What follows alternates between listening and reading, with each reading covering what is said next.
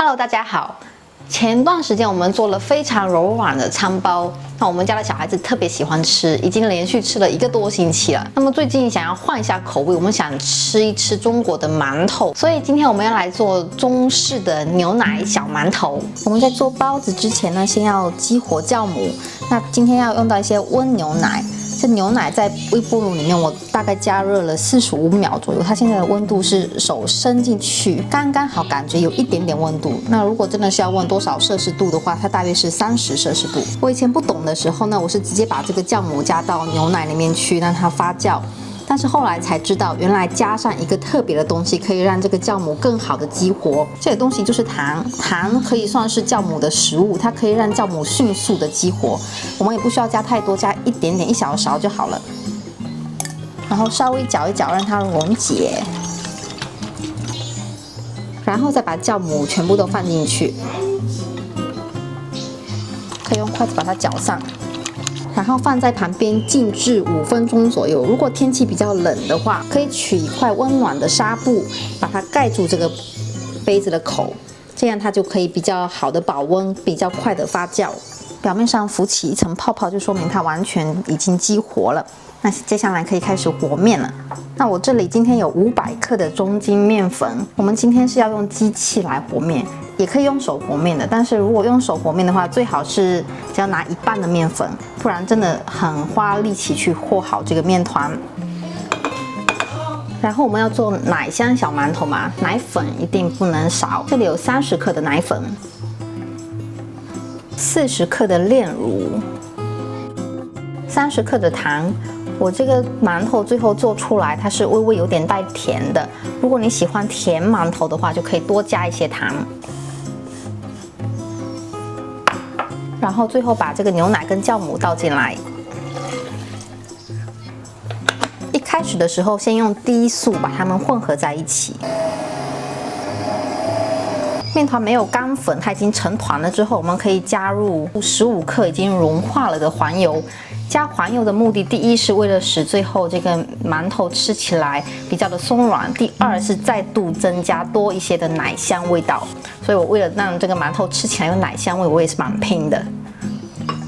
倒进去之后，我们再度打开我们的搅拌机，依然还是慢的速度。像这样油全部都被面团吸进去之后，我们就可以开高速打它几分钟，直到把这个面团打到光滑。我这里大约高速打了5分钟，虽然它表面上看起来还是有一些褶皱，但是实际上它的面都挺光滑了。那要把它一切为2，我们剩下的1半用来做双色馒头，好，这一半不用了，先把它包起来。桌上的这1半面团，先给它揉一会儿，大约揉个10几20下，底部和桌面接触的那一面会比较光滑。如果想要做出表面光滑圆润的馒头，这一步不能少。揉好之后，稍微整理成圆团状，光滑的那一面依然面向桌面，拿擀面杖将面团擀扁，尽量擀成长方形的面片。面皮擀好后，在面皮上抹一层水，一直摩擦面皮，直到表面变得黏糊糊的，我们就可以将面片卷起来，尽量卷得紧一些。做过包子、馒头的朋友可能要说：“哎呀，你怎么不先发面呢？然后才擀皮呀？”今天我要试着用我新学来的方法发这个馒头。这个方法就是先做好小馒头，然后才一步到位发酵，最后上锅蒸熟，比较省时间。中端的部位用手指压扁，收尾的时候会贴合的比较好。最后将卷好的面皮进一步搓细搓长，接下来用刀切成小块。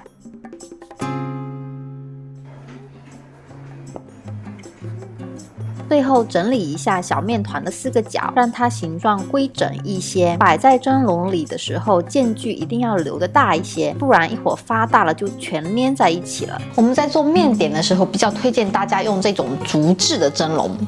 这个竹制的蒸笼做出来的包子或者是馒头，它的外形它会比较的光滑，它在蒸的时候它可以防止水滴滴落下来。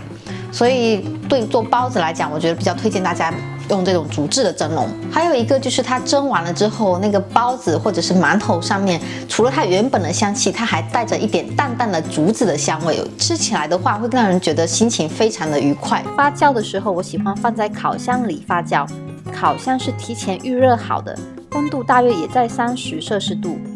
放在烤箱里面可以加快发面的过程，大约20分钟左右就可以拿出来。这时候的馒头变得圆润一些，手按一下可以慢慢回弹。蒸的时候冷水上锅，蒸锅上气后再蒸15分钟，关火后不要急着打开盖子，再焖5分钟才能开盖。看看这些珠圆玉润的小馒头，像大大颗的棉花糖一样，非常的松软，又很有弹性。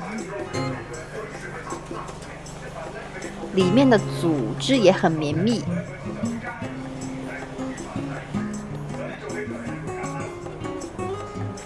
卷起来再切的好处就是它可以撕开一圈一圈的吃。我小时候特别喜欢我妈菜市场买的这种刀切小馒头，尤其喜欢将它撕开来吃。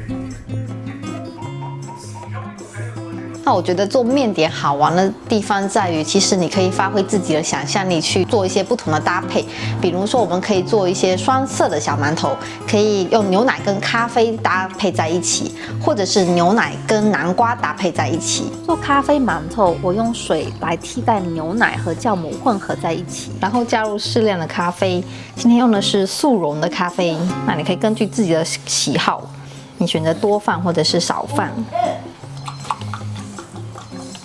其他的面团的材料和牛奶馒头类似，放了糖，放了食用油，当然没有放奶粉和炼乳。咖啡味面团做好后就可以做牛奶咖啡双色馒头了。做法就是牛奶和咖啡的面团各自擀成长方形面片，然后上下叠在一起。你想让哪个颜色展现在外层，就将相应的面片放在底层，然后用擀面杖将叠在一起的面片擀薄，最后卷起搓细搓长，然后切成小馒头，最后一样放在烤箱里发酵。蒸熟后是这样子的。我还做了牛奶芝麻馒头，就是将芝麻打成粉，加到面粉里面和成芝麻面团。还有牛奶巧克力馒头，加了些可可粉，馒头不会很甜，但是哄小孩特别好使。好，那以上就是我们做馒头了。如果大家吃腻了西方的面包的话呢，都可以在家里试着做一做馒头，可以自己调整水的分量，去调整那个馒头的软硬程度。那么感谢大家今天的观看，我们下一次再见，拜拜。